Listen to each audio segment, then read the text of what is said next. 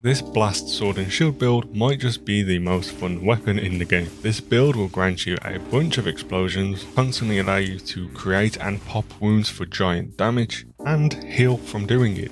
Later on in the video you'll see the build in action where I defeat a tempered Guardian Doshugama in under 6 minutes. If you have any feedback on the build or ways to improve, please let me know. So let me give you the whole overview and then I'll go through each skill and armor piece one by one to explain why it's important and why we need it. The weapon, as we mentioned, is the Ajarakan Sword and Shield. We then use the Ajarakan Helm Beta, Guardian Arkveld Mail Beta, Ajarakan Vambraces Alpha, Guardian Arkveld Coil Beta, and the Hard Shard Greaves Beta. For the charm we're using the Exploit Charm, however I'm not exactly sure this is our best option. I'll explain later. Okay, so let's walk through each piece one by one so I can explain the skills, how it works, and why the build is so good. And here are the decorations I'm using.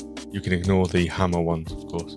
So the reason we use the Ajarakan Sword and Shield is because it naturally comes equipped with the Offensive Guard skill. This gives us a 15% attack bonus after we execute a perfectly timed guard. Shield in this game is really good, so you'll want to be using it quite often. Naturally, the uptime of this buff is quite high and you'll have it throughout most of your hunts. We then use Jewels to get ourselves Blast Attack 3, which increases our blast build up by 20%, and of course we get a bonus 50 damage on the blast itself. I then threw in Slugger 3 as a decoration, which gives us 40% stun power. Essentially this means when we're hitting the monster with our shield, we have an increased chance to stun.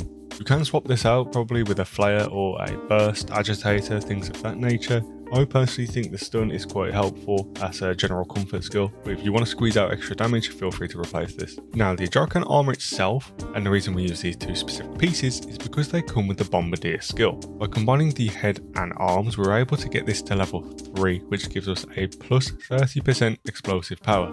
Now, technically, at least in World, Bombardier doesn't affect your blast weapon itself, it just affects items such as barrel bombs. Even so, Monkey Explosion, I had to use it. If you want to be try-hard, you can probably wear regular Arkveld 2 pieces to replace the Ajarakan stuff, or you can double up on the Guardian to get the 4-piece bonus. With decorations, we then add Part Breaker. Part Breaker is super good when combined with Blast. You'll naturally break a lot of parts, and it makes it incredibly easy to farm monsters for materials. And when we combine this with the Flayer skill, which we can find naturally across the Guardian Arkveld set, you'll be farming a lot of materials. Flayer makes it easier to inflict wounds, and it also gives you more non-elemental damage, which we'll be applying when our blast isn't proccing. Popping wounds, as you'll see in the gameplay later on, deals extremely high damage with this set, and you'll constantly cause the monster to topple over and things of that nature. This chest also comes with Black Resistance 2 for a bit more comfort, and with the gem we insert Burst, which gives us an attack boost when we attack multiple times in a short space of time, which with Sword and Shield you'll be doing. The Ajarakan arms give you the extra 2 pieces of Bombardier you need in order to reach level 3. Again, this doesn't help us in the way I wish it did, but it's still cool. It also has 1 level of Part Breaker, which helps us get to level 3, and with a gem we can add Evade Window for more comfort. The Guardian Arkveld Beta Waist gives us Flayer 2. This will take us all the way up to level 3 in total, again making wounds create so often, it's insane. Now the Guardian Arkveld set also has a unique bonus when we equip 2 pieces or 4. Essentially, we restore health when we destroy wounds. Now you see why Flayer is so good on this set. We'll be creating wounds very often, breaking parts all the time, and when we pop wounds, we'll heal from it. This then gives peak performance a little bit of utility. I mean, only plus 3 attack isn't a huge amount, but I also don't have any decorations to particularly replace it just yet. You could opt in for more weakness exploit or crit boost, however, our main damage is coming from popping wounds, and of course the blast attack going off itself. So crit isn't too important for this build. I decided to throw in the Jinder Has Legs just because it has Agitator 2 on it, which is a great skill, and of course we can then use the slot we do have for Part Breaker.